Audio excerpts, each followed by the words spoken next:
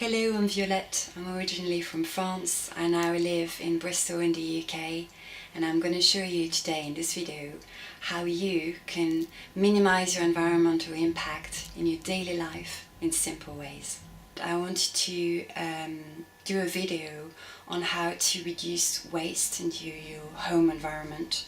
So it's about substituting products that you're using every day, but that they are all plastic free or with very little plastic, and how to avoid using too much packaging, which is at the moment really affecting our environment. So we're overusing our resources, and we're going through a mass extinction in the animal kingdom, and I feel it's our responsibility to do something about it and change our habits. It hasn't always been like that, but it's almost over the 70s or the 80s we've moved into that throwaway society, and it's now completely destroying our planet. So we've got to kind of go back to a system where we are more mindful about how we are using our resources and how to maybe get rid of the packaging.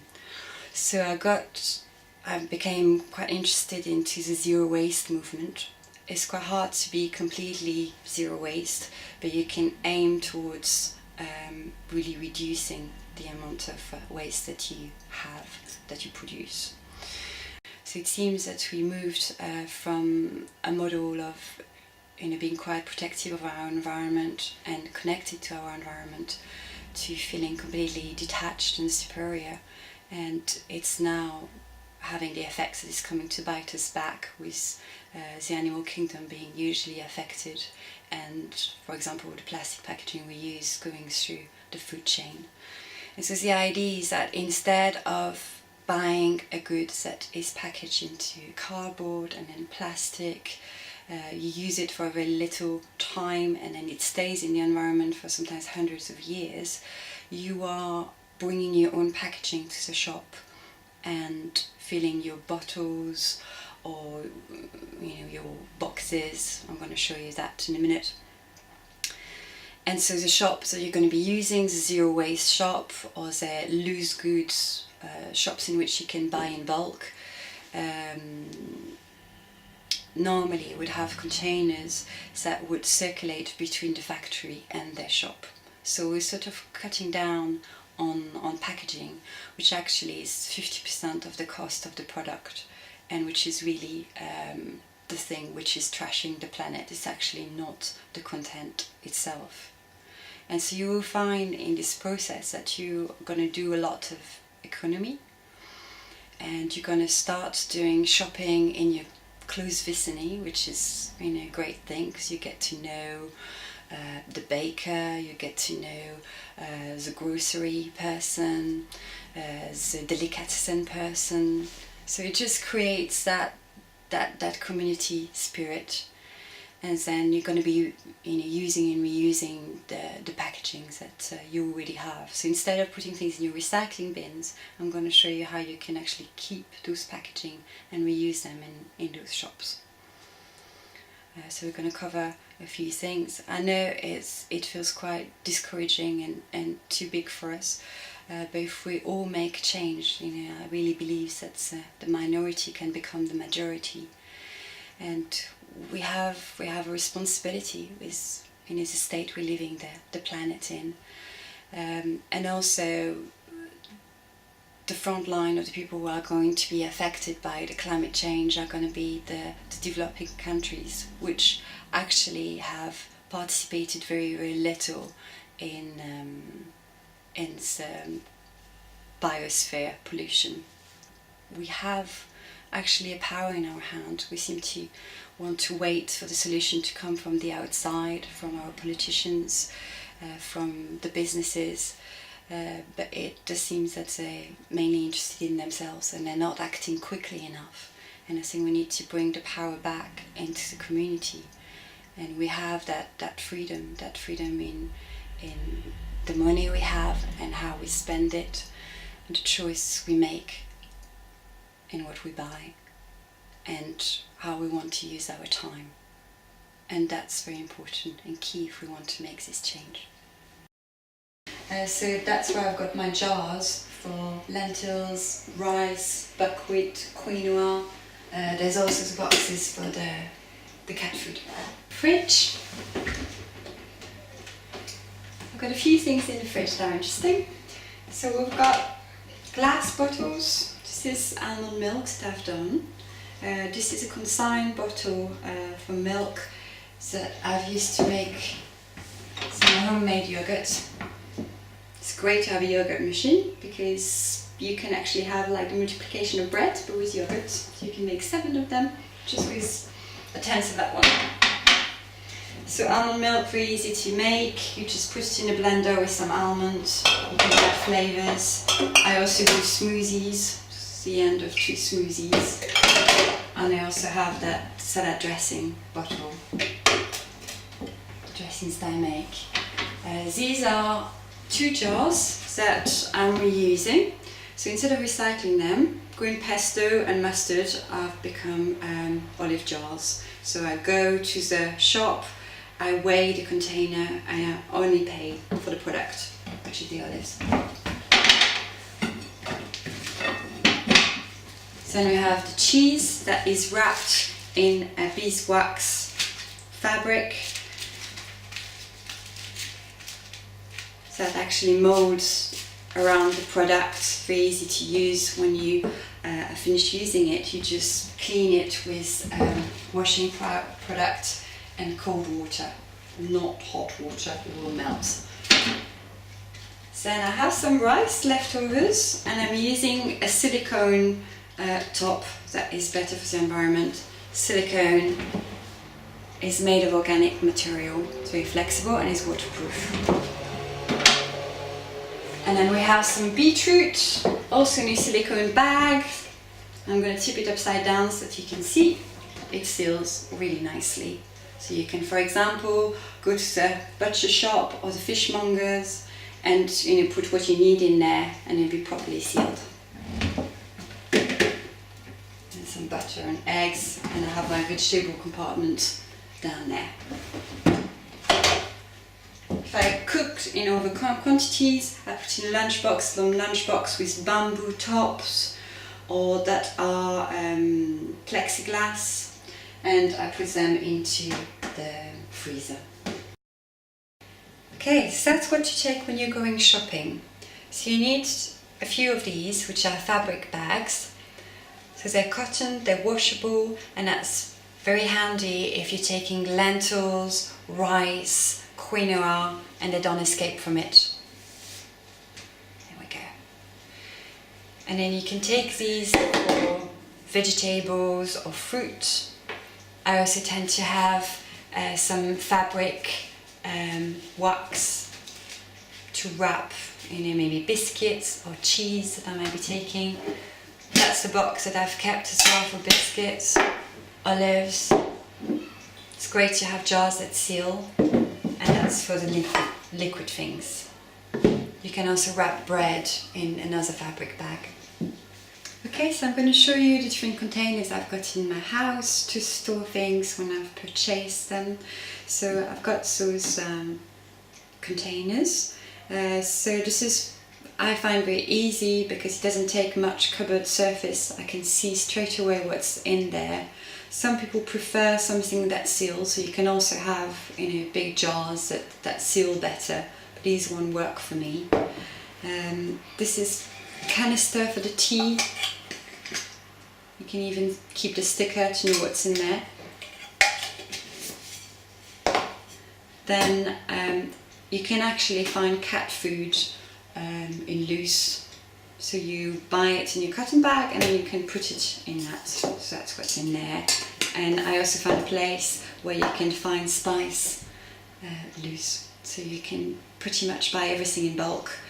And these are containers for cleaning, sprays for cleaning the house, so that I'm reusing. It's very easy to do your washing products. You just need vinegar, bicarbonate of soda and lemon. And you can also have sprays that are glass, which is better. I also have those oil dispensers, so that's very handy near the cooker. and I use this one to go to the shop that I refill.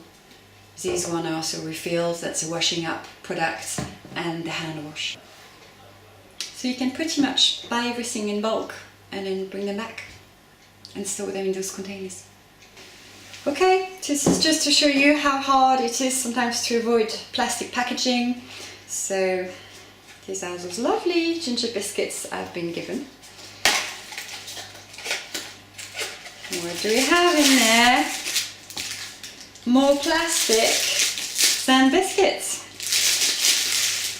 So what can you do when you want to avoid that? It's very hard for biscuits, so or you can cook them with this, make heart-shaped biscuits, or you can actually sometimes buy them piece by piece. So I've seen actually supermarkets to do that. You can do the bakery shop. I personally love cookies and brownies, and I put them in this box. So I found this little gingerbread man the other days. But yeah, we're going back to sort of good old tins, and that works. Stores them. And then this is my secret chocolate place. Don't tell anyone. So I'm going to show you what to take when you're going out, and then I'm going to talk to you about plastic, because this is important. So I tend to take this little basket with me. Sometimes I'm being called a little riding hood. I have a reusable bottle in there with a filter. You can actually use charcoal, active charcoal, to filter your water, and that's available with a company I'm going to give you the name of. I take that just in case I want a brownie. And that's when I go for my lunch to the delicatessen. So instead of having the container, which is usually what they say biodegradable plastic, I use that one and I clean it afterwards. It can also be useful to have cutlery, and I also have a napkin and a straw. That's cutlery. All magneted together. And the other day I've been to a concert, and that's what I took with me. My friends were being served their drinks into this. This is supposed to be eco-friendly, biodegradable plastic. However, the problem with that is that there are two types that they haven't really distinguished clearly when you're using them outside. Is that there's a vegetable biodegradable one, a veg-based plastic, and there is an oxo biodegradable plastic, which actually I have looked into it and I think that's the latter one. So the problem with this is that when it's just a veg-based plastic, it will biodegrade very easily and it won't leave a trace in the environment. So that's what your compost bag are made of, for example, starch. But when it's made of plastic, it's supposed to be a plastic adjunct with a catalyst that breaks it down in a much quicker time scale than a normal plastic. However, they're not sure if that's completely disintegrating the plastic or if it's leaving some microplastics around. And also, the catalyst needs water and sun, which it hasn't got available in landfills. So don't get fooled that they're a great solution. What we've got in the clinic where I work, we've actually got this cardboard cup, and they don't have any plastic lining. We're currently throwing away about 100,000 tons of plastics in the sea in Europe. And for a long time I thought that what I was putting in my recycling bin was being reused and remanufactured, but actually the truth is businesses can buy more cheaply new plastic than recyclable plastics. So what are they going to do? They're going to use the cheaper option. So that's why we really need to be mindful when we're buying a plastic product. Okay, so I'm going to go through these objects that are in the bathroom. So you've got toilet paper, which is wrapped on newspaper, it's recycled, and half of the profits is going into building toilets elsewhere in the world. Then you have a natural sponge. Then there's these cosmetics from France that are wrapped in cardboard and glass. And those makeup brushes that are wood and that you can reuse. Then we've got cotton buds. It's important to be very careful with cotton buds because that can really hurt marine life. So these ones are made of cardboard and organic cotton, and you can find them wrapped in cardboard. So now I've got those hairbrush that are wooden. And again, it's long use. And then these are bamboo toothbrush. When you're done with one, you can always use that for the housework, or you can just pluck them out, recycle them, or burn them. That's much better than plastic toothbrush. So then we've got those makeup pads that are made of bamboo. They're very soft for the eye, I really like them. And you put them into that little bag at the end. You don't need them, and you put them in the wash and they clean very, very well. So then I've got those tissues, mainly from my grandfather, and also I have ordered a piece of cotton fabric that I've cut to make more tissues just in case I need more amounts for a cold, for example. Then in terms of washing your hair, you've got those shampoo bars. So they're like soap, and you just kind of put them under water and that makes like a shampoo. They're really great for traveling. I didn't get on with them so well, but they work for some people. I personally have reused those smoothie bottles that I filled with the content of a shampoo and a conditioner from Higher Nature in the health food shop. And I also have a dispenser for my shower gel and a normal soap.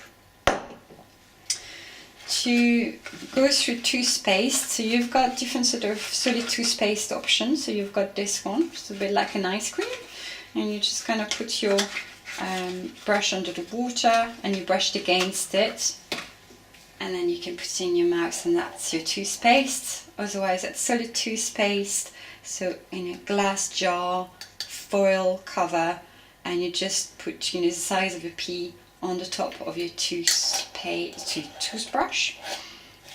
and you clean your teeth with it. You can also use bicarbonate of soda. The most important thing is not the toothpaste, but it's actually the brushing. So now I've got those menstrual pads. So there's sort of different sizes, and I've got lots of them.